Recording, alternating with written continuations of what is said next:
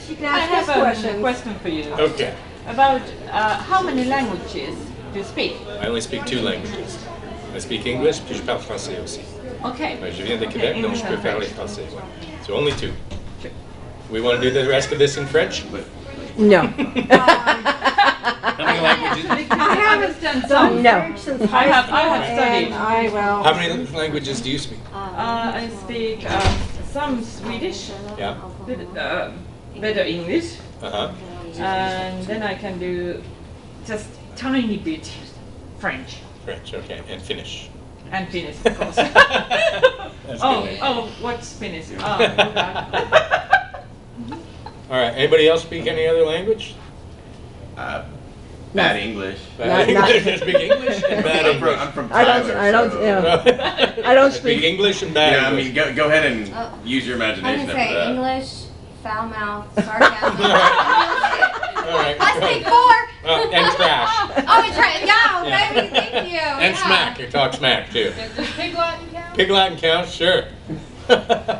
I speak a little bit of Greek. A little bit of Greek. Okay. I speak a A little bit of little Spanish. bit, little bit Okay. of Yeah, Spanish. Spanish comes in here. I speak a little Oh, Cherokee. go ahead. Well, Cherokee. I'm right. half Cherokee. Okay, right on. Can you tell me about the other roles you have Oh, I made? know. Okay. Not the game one, but Okay. He's a TV freaking and giant. such. TV, and theater at all, or TV? TV and interested in theater. television? I'm Yeah. very interested about theater too. Television, I've not worked a lot in television yet. I've worked, this is kind of the biggest show that I've had a regular role on, is Helix. But a few years ago I did a show called Bullet in the Face, which just did 1 season. I think we did 6 episodes, and it's a ridiculous comedy. I downloaded the first one, guys, and for Christopher Hyde, and I'm going to tell you, it's weird. very unique. Very unique. Well, you also downloaded it in French. Well, yeah, Which unfortunately, I did in we shot it French in English. with English subtitles. Yeah. So Yeah. No, it's a ridiculous kind of over-the-top comedy. Okay, sorry, That's that was weird. choking me out. okay. He's like taking his muscles off Yeah, over take here. my muscles off. Yeah, I do that when I go to bed too. But now I can just do that with my stomach. That was actually a Right? question I wanted to ask you. Mm-hmm. Okay. I'll get How back much- to more about Oh, I'm some sorry. other things. Yeah, let me finish I'm an up there. asshole. Yeah, good, sorry. And then, because I go on tangents also, so I I'll scrolled finish out my one life. line before I go on. Yeah, that was a really fun one. I actually love that character. The premise of the show is there is this psychopathic criminal called Gunter Volger, who is a kind of ugly guy. And at the beginning of the pilot that Heyerdahl is in, he has this. There's a heist, not a drug heist, a jewelry heist going on, Okay. and in the middle of it, he works for these two. There's Eric Roberts plays the mob boss, and oh come on, what's his name? Oh Jesus, he's a British stand-up comedian. He runs marathons. You know, Eddie Izzard plays plays the other crime I know boss. him. Description. Yeah, and good one. I know, I'm like, voice for you, good lord. And so he works for both of them, and he has his partner is his girlfriend Martine is told to kill him in the heist. So and right as the heist is taking place, a cop walks through the door after a whole shootout, Okay. and they kill all these police officers. This one cop walks through the door, and Gunter just very dispassionately shoots him, kills him. And right after that, Martine shoots him in the face, and then he wakes up in a hospital, and he's all bandaged up. I got part of that video on my laptop. Is Yeah, back it's in the pilot thing. episode. Oh, really? Yeah, I And, actually do it. I have part of so it what- because I edited out Christopher Hyde's Mhm. section, and so there is bits and pieces Yeah, back so- on the laptop because it's still there. Yeah, it's a pilot episode. So maybe So we'll what has see it. happened is he killed this officer and had his face shot off, and what the police have done is surgically implanted the dead officer's face on him and force him to work with law enforcement if he wants to get his real face back. I play his partner, That is strange. who was actually in love with his partner. So I was in love with my partner, who was killed by this guy who is now wearing my partner's face. and we go ahead and try fighting crime together. It is weird. But I love that character. He's so, and it's this over-the-top weird comedy, and I kind of cool, I played it like I was actually. in Blade Runner or something. I played it. He was very serious all the time. So I love that. That was one of my favorite roles in TV before Helix. What was your question? I was gonna ask, what kind of like, are y'all required to do a workout regimen? No.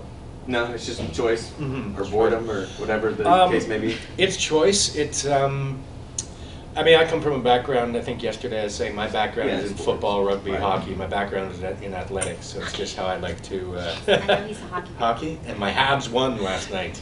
My Canadians, Yeah. Montreal Canadiens beat New York last Yeah, night. tell me about it. We are 7-1. We are happy. We have our best start I since was not happy. 1961. I was not happy with that game. I was pretty happy with that game. I'm a even though I Ranger didn't see fan. it. I'm gonna say, After I saw y'all in the lobby, I went upstairs and watched it on my NHL app. Watched the game until like 2 in the morning. I'm a bit of a hockey I'm like, fan. isn't Nashville doing well now? I don't know. They have a team. I don't know. The Predators, they do. They have the Yeah, I Predators. know. I know. I don't follow anybody else because No, I'm saying I'm So a I big don't. hockey fan. So I come from athletics, so it's something that I just like to do. But it's also really important. A lot of the roles that I play tend to have a bit of a physical component, Right. and I like to be able to do as much as I can. Well done. I just like to stay fit because I feel capable. I feel it's just easier for me to do my job. Right. Work sometimes like 18-hour days, work long days, so. Yeah. It's not only about just kind of like, it's not about just the way I look, it's about the way I feel and I'm able to do stupid hours. Reduce stress and that sort of thing. Yeah, you know, I do a lot of yoga now. Like Your I don't Zen place, right? try to get there, yeah. You know, and there are a lot of ways into that. Some Mhm. people it's, you know, stillness, and I do meditate as well, and I have my moments of stillness, and I do yoga, and I run, and I do a little bit of weights. I'm 44 years old now, so I don't do quite as much weights as I used to. There's not much. I don't need to bench press 250 pounds anymore, and I can't, and that's fine. Right. You know what I mean? Accepted that. You accepted that. Mhm. Acceptance. When I was playing football and rugby, I did need to be able. You know, I did. Right. I did need to have a 17-inch neck, and I was about 10 pounds heavier when I was playing sports. I was more muscular than I am now. So, and it's just a liability. Like the first time I saw myself on screen was about 10, 11 years ago, and I was like, and I weighed, I think, probably 15 pounds more than I did now. And I was like, oh, I'm only going to play cops, doorman, and thugs in my career. Right, That's what no, I look like. yeah. So I just started training differently, and Leaned up. because I mean, we as people, we make snap judgments Absolutely. about what somebody is like based on how they look. Do you know what I mean? Yeah. And that's for everybody. Every shape of person, people will make snap judgments about them, and that is a really not a sensitive thing, but it is a defining feature of an actor's career is casting, and audience members make snap judgments about who they see, and they don't have time to get, and it happens immediately. Mm-hmm. So that's why we see on television, and I think it's starting to move a little bit away from that in television now with some more interesting shows that have kind of more real looking people Right. on them. Do you I know what I agree. mean? You got like Boardwalk Empire and Justified, which is one of my favorite shows. Heck Yeah, I love Justice. Justified Yeah, is great. so good. Yeah, so Yeah. good. And these So good. people, you know, I mean, good-looking people, and it's great, and they're easy to look at. There's some really cool-looking characters who you might, you know, you wouldn't know who they were if they were walking down the street next to you, and they just blend right into a crowd. And it's a testament to the writing of these stories, and the characters, and that what people hang their hats on, what an audience member what you guys do, and what I do when I watch a show, is I'm interested in character. I really am. And I hope that more and more producers start to really key into that and see that people want to just see people living their life, living interesting stories, and investing in these people. So yeah, hopefully that's more in the direction it goes. Do you have a favorite role that you've done? I do. It was in theater. The favorite role I ever did was a theater role. What? It was in a Harold Pinter play. He's a Nobel Prize winning playwright, British playwright, and he wrote in the 60s, 70s, and up until the 80s, 90s. And it was a role called The Caretaker. The play was called The Caretaker. And the role I played was, and he's sort of an absurdist writer. It's really strange, and really beautiful writing. It's very funny, like really darkly funny. And I played one of two brothers. There was Mick and Aston, the guy I played, was schizophrenic.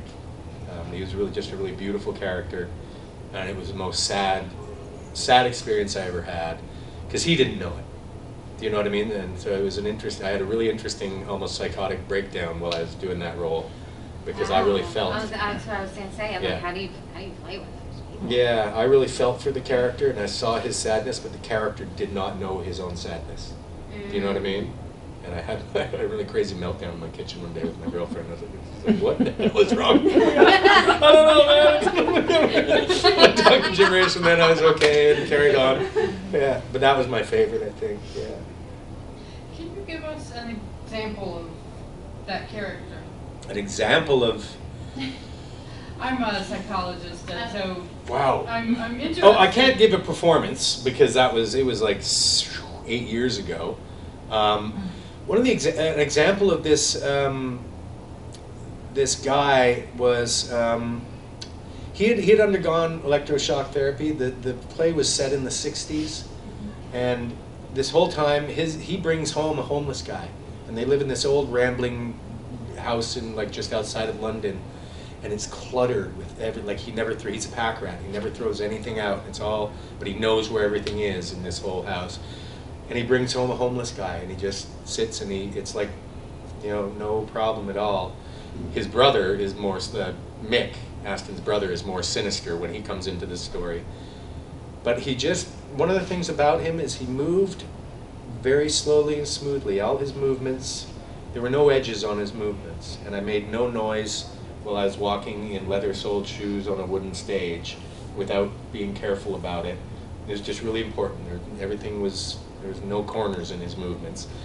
But his speech was bubbly, and he moved very slowly and deliberately, and everything was very considered. But he spoke like this. He spoke very quickly. He was rolling Oh, cigarettes. that'd be hard. Would you like me to roll one of these for you? Would you like a cigarette? And it was all very light and bubbly, but his energy was very slow and That's what I'm saying. That'd be hard. it was like physically, it was the most Yeah. demanding role I've ever done physically, because he walked so just every muscle in my body was just going just to keep everything still as I moved. But naturally, you want to do around. that same tempo with everything. Well, it took at the about same a time. week and a half Yeah. of rehearsal God. to get the speeds to be moving slowly and keep when he said, and he didn't say much, but when he said it would be hard. What it was, in terms of what might be interesting to you, he had all the thoughts in his head and he couldn't access them. He couldn't access his language, and he couldn't access his emotions, but he had them and they existed. And he knew what he wanted to say, and he didn't have the capacity to. And then when he did, he would fall out of it. Yeah. I get kind of goosebumps. He's a beautiful character. Yeah. I have a family member that has schizophrenia, Uh-huh. and it was watching her deteriorate. What irked me is people were saying that she was insane, but no, I think the schizophrenia sees the world in a differently. I don't think that they're insane. Well, insanity is a legal term, right? Yeah, well, what it is they're saying that she's crazy Right. and whatnot, and unfortunately she did pass away. I But don't think crazy is the right but word the for way it. the thing is the way her schizophrenia was, she wasn't harming nobody. Yeah. And she basically, it's like she saw the world a little differently. I mean, It's I like they're actually, just kind of here yeah. instead of here, and which is, there's no judgment on it, right? And it's, but it makes it very difficult for these people to function in a world that's all here. Obviously, I've studied, and it's just another perspective is to actually, trying to play this, because it can be Yeah, and to honor it. right. Do you know what I mean? Because I don't think the character that I was playing, who was schizophrenic, was crazy in any way. No, I didn't think my aunt Yeah, was crazy. exactly. I figured, because she watched me. I was young when she passed away. I was, let's see, it was 3rd grade when she died. She was diagnosed with cancer, and they basically, she was locked up in an insane asylum, so they didn't take care of her, and she just basically willed away and died. And but before she was locked away, I remember her watching me when in the early signs of schizophrenia, and it was like she was seeing angels. There was angels that she was seeing. Yeah. And you know what? What's And who's right? to Like, say are we she seeing wasn't? the illusion? Right. And are they seeing truth? Like, I think about that when I see people in the streets who are talking to what I think is themselves, and I can't not think, wow, do they actually know the deal? Like, is that what it is? They see the truth? Do they see the truth and I'm seeing some illusion around me and I bought into it? I don't know. Who knows? I don't know. You know, and it's not for me to make that call. I just try to live my life. Right, right. Do you know what I mean? Yeah, well, yeah, I taught a little autistic boys at our pre-K, and he would draw these beautiful pictures, and everybody go, oh, that's beautiful, and then he all over the picture, just these bright little starbursts all over the picture. And they're like, why did he cover up his picture? Why? And I would tell everybody, how do you know that's not what he sees? Yeah. How do we know that that's not what is there? That's, he's drawing what he's perceiving on the paper, so. And is his perception of the world actually closer to the truth? Right, exactly. You know? Really, it's just eccentricity until it starts becoming a problem, no matter what it is. Yeah, absolutely. Right. And what defines it as a problem? Right. The mores and the norms of our society generally does, right? Well, You know? generally it's, I mean, when they can't function, when they can't take care of Yeah, themselves. absolutely. With Or this they're sort of thing. harming somebody. Yeah. Or they're harming somebody. Otherwise, you're just Why not? unique, go for it. Right. Yeah, why not? For sure. You know, I got my own ways. You know. When I was younger, I have epilepsy still, but I had it more severe when I was young. I mean, I was really bad. And I had an imaginary friend. Don't laugh. I don't know what I was seeing. What it is the seizures were having, well, I was having several a day, and in fact, I wasn't diagnosed with seizures until I was 5, but this happened earlier. I would see a little girl and play with her. I would tell people, and they'd say it was an imaginary friend. Till this day, I don't know what I saw, because it grew out by the time by the time the seizure is stable, Yeah, they disappeared. Maybe I don't it's know a what I function saw. of maybe it's a function of our imagination. Maybe it's a supernatural event that happened. Maybe it's, who knows? But whatever my experience is, it's real to me. You know, whatever it is, and you know, it's really, I don't know who makes the final judgment on what reality is. The only thing I do know about that is it's not me. You know, and that's one of the kind of beautiful things of what I get to do as a profession, is to kind of explore these parts of what it is to be on the human journey. Do you know what I mean? And to explore realities that are not my own, that are not personally my own. You know, and that I do have to sometimes do some research into, just some academic research into, when dealing with something like schizophrenia. You know, I talk to people who have loved ones, you know. My father's eldest brother was schizophrenic, and he was a ward of the state from the time he was 16 up in Nova Scotia until he died when he was in his 60s. And there was one thing, interject. Make a comment on that. Postmodern thinking, which is the phase I'm in at the moment in my master's degree, would say that reality, each person's reality is different, and what we're doing here now even is creating reality. Yeah. You know, so it's pretty much defined for everybody. It's not somebody else's version of reality. Absolutely. Yeah, it's everybody's individual reality, but there's also a collective reality that we are creating. Which we're building now, basically. Yeah. By talking and that sort of thing. Yeah, and it's a beautiful thing about discourse, and it's a beautiful thing about any arts, because arts are kind of the things that elicit this kind of discussion, right? You know, I've just kind of never had this discussion with my accountant. You know what I mean? Which is it's just what, you know, but I need that guy in my life, man. You know? Hell yeah. That's kind of a big I hate that. It's an important thing, you know. But I think the role of an artist, any artist, you know, and you know, as a performer, that's my role, is to interpret the human experience in some way, right? And try to communicate it. And I think the loop isn't the thing about what we do, and I think any artist, but you know, in performance, the loop's not complete until there's an audience involved. Do you know what I mean? So what's weird is now, and that's what I love about doing theater, because it's a completion of the loop in real time, immediately, all the time, and it changes. And I think I spoke about this a bit yesterday, that I love that there's some magic kind of place between me and you in performance that is the performance, you know, and that sum is greater than the parts of the audience and the performer and the playwright and the technicians and the designers. I always like seeing the reaction that actors give when in response to In the crowd. response I love to, it. oh my God, that's magic. It really is. It shows the true level of how professional someone can be when they can on the fly. Yeah, well, and that's a beautiful thing about, like, if I want to talk about kind of the split personality of an actor, is when you're on stage and there's 400, 500 people in the audience, and your scene partner jumps 5 pages. Yep. And all of a sudden, my little and it starts kind of going like, and I'm still saying words in the character, and my guy's going, okay, what's that? Where did we miss? Is it important? Do we have to go back? Can we take out? No. Oh my God! It talks about everything about the whole plot of the damn play. I got to get back. And then you find a way to go do that, you know. And that's amazing, and I love it. Like when things go wrong on stage, that's when magic is happening, you know. And audiences, for the most part, you know, hopefully will kind of, if it's a comedy, it's great because you can just totally go like, look what's happening, we're out of our minds. But if it's something like The Caretaker and something that is, you know, precise and the language is precise, there's not a lot of room for it. You really have to work to just get your way back into the story, and hopefully the audience will go, wow, that, you know, kind of scene went on a little long, but I don't know why, but here we are. But yeah, that's I think one of the beautiful things about, you know, what we do is closing this, and I miss that in television and film, is the communication loop's not closed. You know, even when it's realized, it gets to an audience, I'm no longer a part of it. It's kind of a cool thing about social media, is and appointment television. You know, we're getting away from, we get more on-demand stuff, but when, say, Helix was airing every Friday night, I was tweeting. Right. I'm like, no, so like the audience can kind of react with the performer. It's an interesting new kind of reality. Yeah.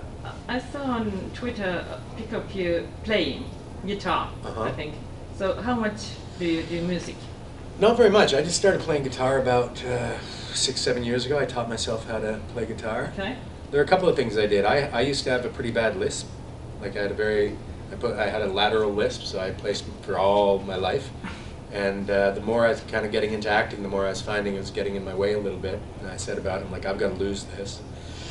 And I was doing some theater out in the country, and one of my castmates wanted me to take him to the gym and train him, and he was a really good guitar player. I'm like, teach me a few basics on guitar, and I'll write you up a program. We'll go train at the gym before shows and stuff.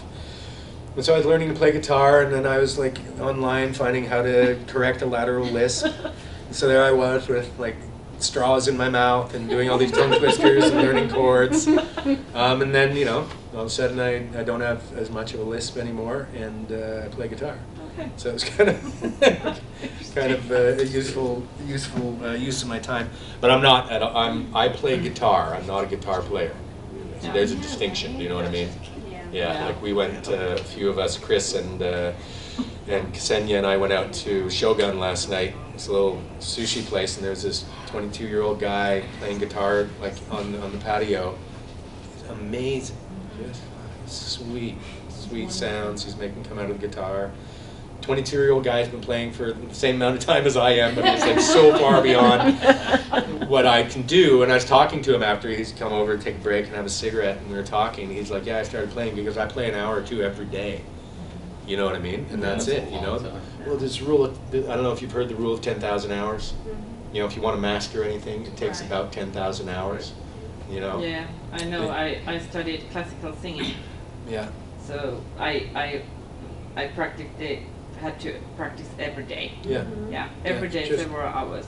It's just what you have to do. Yeah, if I wanted to keep that dramatic soprano voice. Yeah, absolutely. You got to stay fit in your craft. And the thing about what we do is we cannot really practice our craft in isolation. Yeah. One of the things I love about right now having some rudimentary guitar skills is to be able to just take it and do something sort of creative on my own in isolation. It's hard to act like you just kind of, what am I going to stand in front of the mirror and do monologues? Or right? Do you know what I mean? I would think people watching would be something. It's huge, yeah. You have to observe people and be interested in people. I want to hear other people's stories. I want to have extraordinary experiences in my life to draw from. I alluded to, I had a pretty sketchy, adolescence and early adulthood. But in my mind right now, that was some good research time. Yeah. You know, I made a lot of stupid mistakes. Have you certainly- ever been doing two things at one time, like, filming two different things? Mhm. Have you ever said the wrong line for the wrong thing? No. No? You know, you fall right into the world. Like I've shot two things. I went from the Helix set right to the X-Men set last year, like same day. Like I almost Oh, wow. slept in my trailer because the two projects overlapped, and we were in the same studio. So I was Oh, just okay. like, well, I have to be on X-Men at 7 a.m. and we're wrapping here at like 2 in the morning. Do you know what I mean? And there are no rules about turnaround when you're working on different projects. So, but no, you tend not to. And I've also not, I don't know, I like to do as much of it as I can, but one of